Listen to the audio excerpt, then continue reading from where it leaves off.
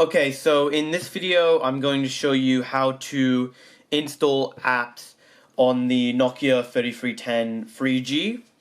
I'm making this video because I'll demonstrate. If you try and download apps through the mobile web store, you click on it, it won't load.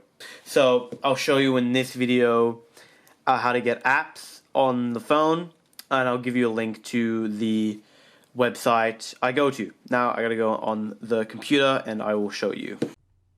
Okay, so now that you're on your computer, you're going to want to go into the description and grab this link that will be there, and just copy and paste this into your web browser, or just open it. And it will take you to this website. The application I'll be installing in this demo will be the Opera Mini web browser. So just open this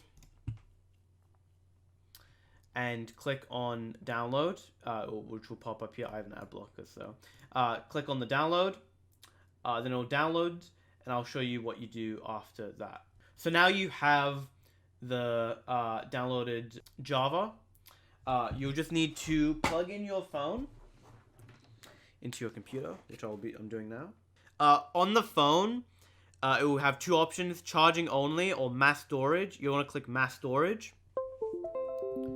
The phone will connect. Then you just want to grab this, go to your phone, and just place it in any of the directories. I'll just put in other. I think it's the best place to put it, and just paste it in here. And then I'll show you what you have to do on the phone.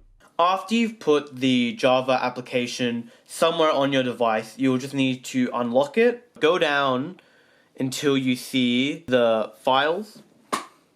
Click on the files. This will be your phone memory, or if you put on the SD card, your SD card will be here.